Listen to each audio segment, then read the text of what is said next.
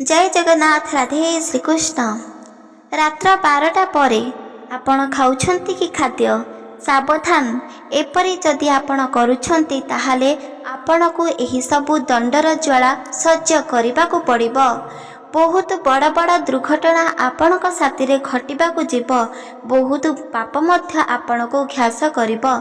मने रखंतु ब्रह्मा पुराण रे उल्लेखित रहिछि रात्र 12टा परे केबे भी खाआंतु नाही कोनोसी भी खाद्य, एमिति भी भात मध्य। पुराण रे उल्लेखित रहिछि भले भोकरे सिना शयन करिब, 12टा परे केबे भी न खाइब जे कोनोसी भी जिनिस, नहले बहुत बड़ विपद आपणको आपणक परिवार साथीरे भोगिबाकू मध्य पड़िबो। दूरेकी रुहंतु एहीपरि खाद्य। जे खाद्य 12टा परे सेवन करिब आपणको सेही पापर जोला सह्य मध्य करिबाकू पड़िबो। सेथिपाई चालंतु जानिबा। आपण माने एकथा शुणिथिबे बा जानिथिबे रात्र 12टा परे केबे भी कोनोसी भी खाद्य सेवन करिबा उचित नुह।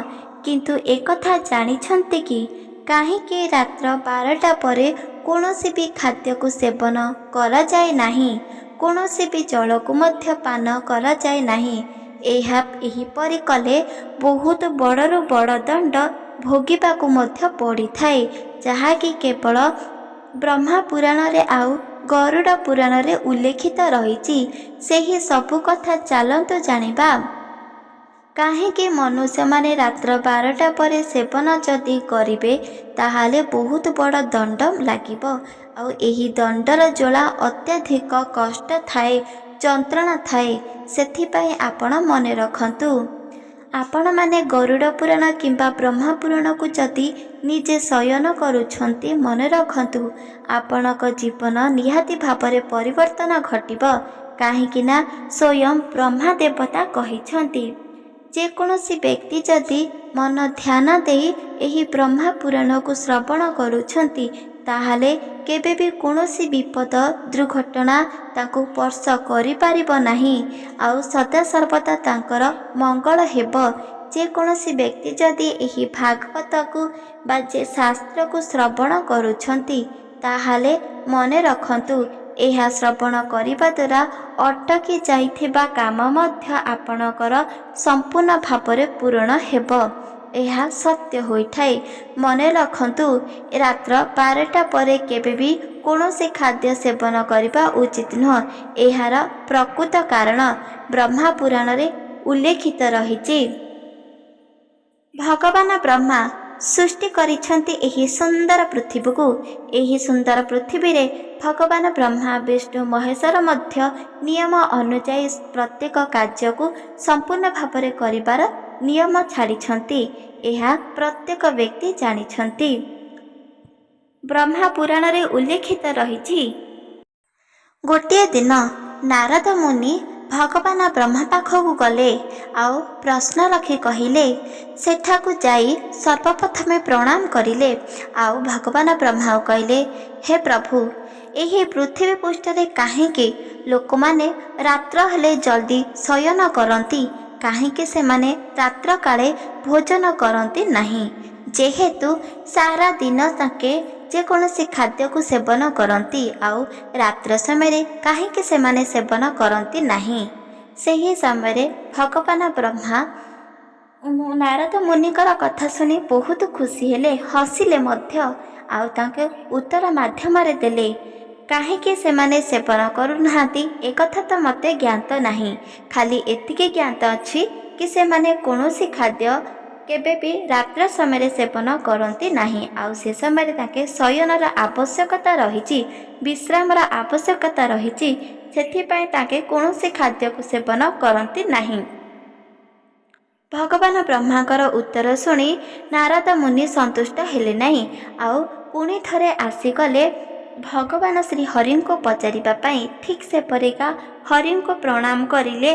भगवान हरि को प्रणाम करिले। आउ कहिबाकू लागिले, ठीक से परिका रात्र समय काहेकि कोनोसी व्यक्ति मध्य सेवन करती नहीं खाद्य। भगवान विष्णु एकथा शुणी उत्तर माध्यम देले, एही नियम तो ସ୍ୱୟଂ ବ୍ରହ୍ମା ଦେବତା ଉଲ୍ଲେଖିତ କରିଛନ୍ତି।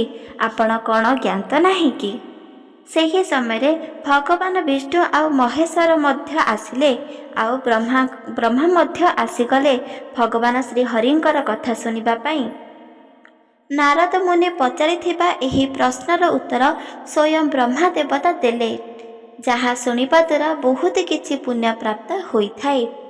ରାତି 12ଟା ସେପଟେ କୌଣସି ବି ମନୁଷ୍ୟ, କୌଣସି ବ୍ୟକ୍ତି ମଧ୍ୟ କୌଣସି ଖାଦ୍ୟକୁ ସେବନ କରନ୍ତି ନାହିଁ। ଯଦି ସେମାନେ ଅଜାଣତରେ ମଧ୍ୟ ସେବନ କରନ୍ତି ତାହେଲେ ତାଙ୍କୁ ବହୁତ ବଡ଼ରୁ ବଡ଼ ବିପଦ ତାଙ୍କୁ ଲାଗିପାରିବ। ସେଥିପାଇଁ କୌଣସି ବ୍ୟକ୍ତି ମଧ୍ୟ ସେବନ କରନ୍ତି ନାହିଁ। ନାରଦ ମୁନି ଏକଥା ଶୁଣି କହିଲେ, କାହିଁକି ସେବନ କରନ୍ତି ନାହିଁ? କରିବା ଦ୍ୱାରା କି ବିପଦ ତାଙ୍କୁ ଲାଗିଥାଏ?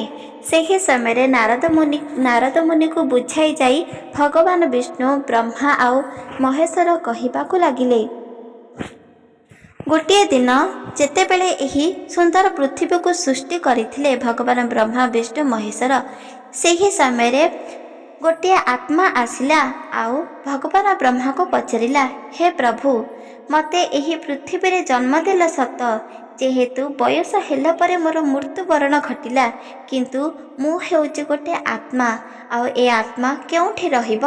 ଏହି ଆତ୍ମା ରହିବା ପାଇଁ କିଛି ନିୟମ ଜାଗା ଦିଅ, ଆଉ ଏହାର ନୀତି ନିୟମ ମଧ୍ୟ ରଖ। ବ୍ରହ୍ମା ଦେବତା ଆତ୍ମାଙ୍କର କଥା ଶୁଣି ଆଶ୍ଚର୍ଯ୍ୟ ହୋଇଗଲେ, ଆଉ ତାଙ୍କେ ବିଚାର କରିନଥିଲେ କି ଯେମିତି ମନୁଷ୍ୟମାନେ ଚଳିବା ପାଇଁ ନୀତି ନିୟମ ରହିଛି, ଆତ୍ମାମାନେ ମଧ୍ୟ ଚଳିବା ପାଇଁ ନୀତି ନିୟମକୁ ରଖାଯିବ। ଏପରି ନ ବିଚାର କରି ତାଙ୍କେ ବହୁତ ବଡ଼ ଭୁଲ କଲେ ବୋଲି ନିଜେ ନିଜକୁ ଭାବୁଥିଲେ।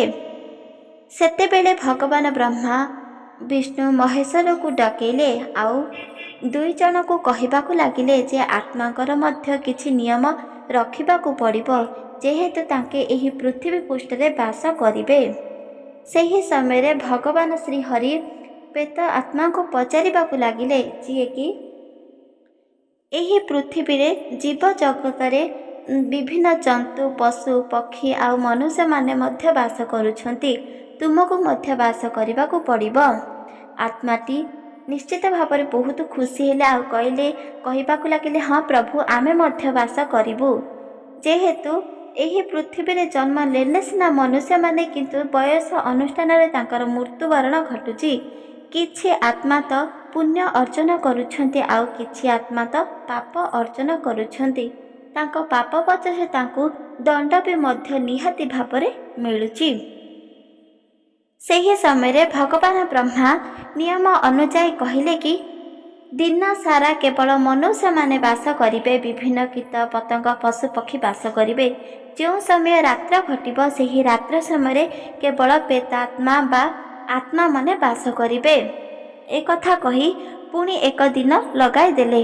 ତା ପରଦିନ ଯେତେବେଳେ ଆତ୍ମାକୁ ବହୁତ ଜୋରେ କ୍ଷୁଧା ଲାଗିଲା, ସେହି ସମୟରେ ଆତ୍ମା ଭଗବାନ ବ୍ରହ୍ମା ପାଖକୁ ଗଲେ ଆଉ ପଚାରିବାକୁ ଲାଗିଲେ, ହେ ପ୍ରଭୁ, ମୋତେ ବହୁତ ଜୋରେ କ୍ଷୁଧା ଲାଗୁଛି ଆଉ ଜଳର ଆବଶ୍ୟକତା ମଧ୍ୟ ରହିଛି। ହେ ପ୍ରଭୁ, ଦୟାକରି ମୋର କ୍ଷୁଧାକୁ ମେଣ୍ଟାଇ ଦିଅ।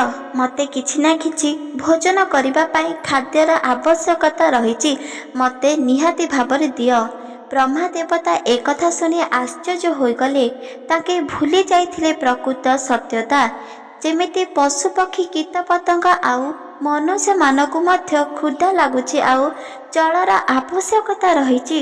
ଠିକ୍ ସେପରିକା ଆତ୍ମାମାନଙ୍କର ମଧ୍ୟ ଜଳର ଆବଶ୍ୟକତା ରହିଛି ଆଉ ତାଙ୍କୁ ମଧ୍ୟ କ୍ଷୁଧା ଲାଗୁଛି। ଆତ୍ମାକୁ କୌଣସି ବ୍ୟକ୍ତି ମଧ୍ୟ ସେବନ କରିବା ପାଇଁ ଖାଦ୍ୟ ଦିଅନ୍ତି ନାହିଁ। ଆଉ ଯେକୌଣସି ବ୍ୟକ୍ତି ପାପକର୍ମ କରିଛନ୍ତି, ତାଙ୍କର ମୃତ୍ୟୁବରଣ ଘଟିଛି, ତାଙ୍କର ଆତ୍ମା ଏହି ପୃଥିବୀ ପୃଷ୍ଠରେ ଘୁରି ବୁଲୁଥାନ୍ତି। ସେହି ଆତ୍ମା ଯେ ପର୍ଯ୍ୟନ୍ତ ତାଙ୍କର କୁକର୍ମ ଫଳ ଅନୁଯାୟୀ ସମାପ୍ତ ନ ଘଟିଛି, ସେ ପର୍ଯ୍ୟନ୍ତ ସିଏ ଏହି ପୃଥିବୀ ପୃଷ୍ଠରେ ଘୁରି ବୁଲୁଥାଏ।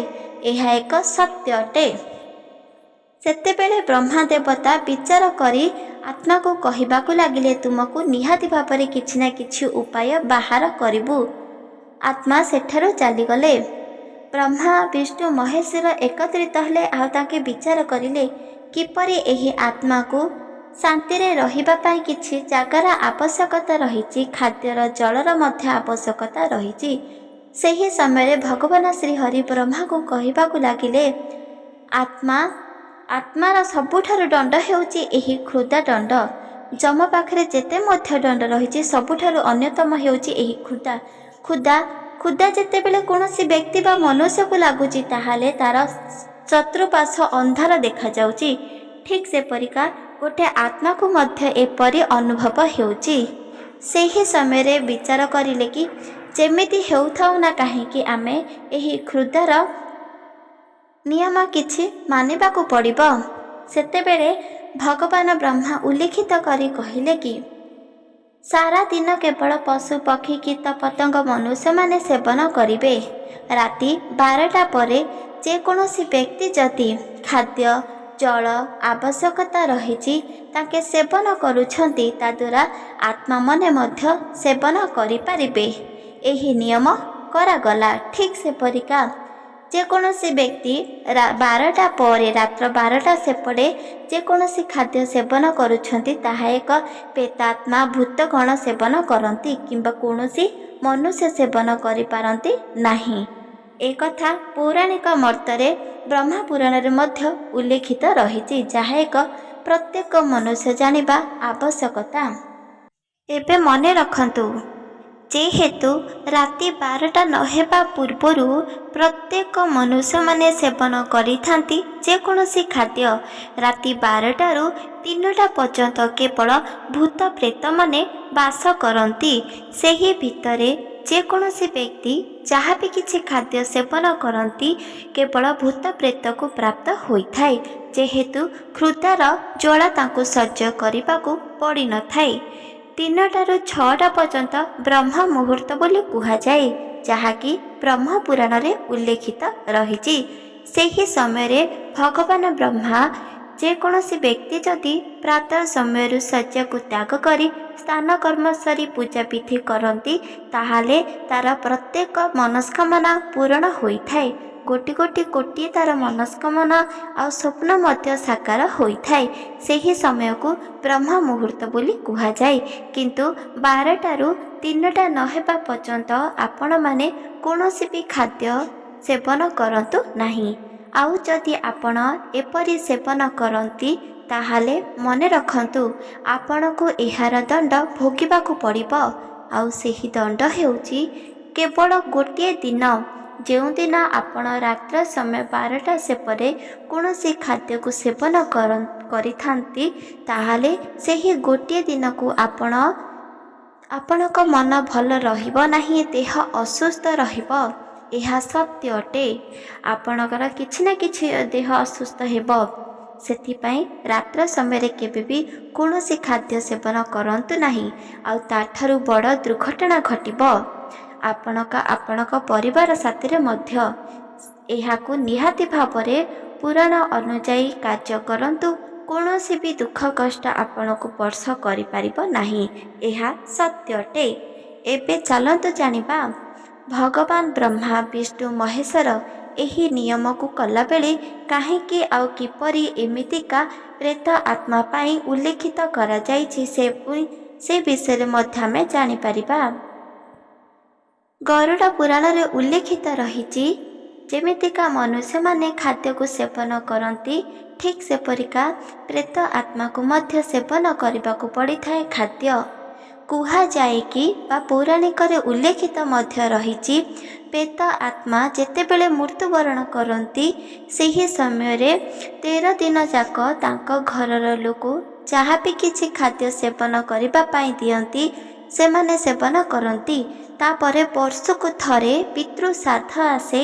ସେହି ଶ୍ରାଦ୍ଧ ଦିନ ଆଉ ଦୀପାବଳି ଦିନ ମଧ୍ୟ ତାଙ୍କୁ ଭୋଜନ ମିଳିଥାଏ।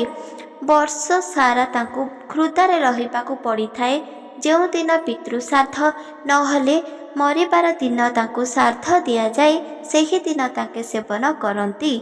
ମନୁଷ୍ୟମାନଙ୍କୁ ଯେପରି ପ୍ରତ୍ୟେକ କ୍ଷଣ ପ୍ରତ୍ୟେକ ଦିନ କ୍ଷୁଧା ଲାଗୁଛି, ପ୍ରେତ ଆତ୍ମାକୁ ମଧ୍ୟ କ୍ଷୁଧା ଲାଗୁଛି, କିନ୍ତୁ ତାଙ୍କେ ସେବନ କରିପାରନ୍ତି ନାହିଁ କୌଣସି ବି ଖାଦ୍ୟ।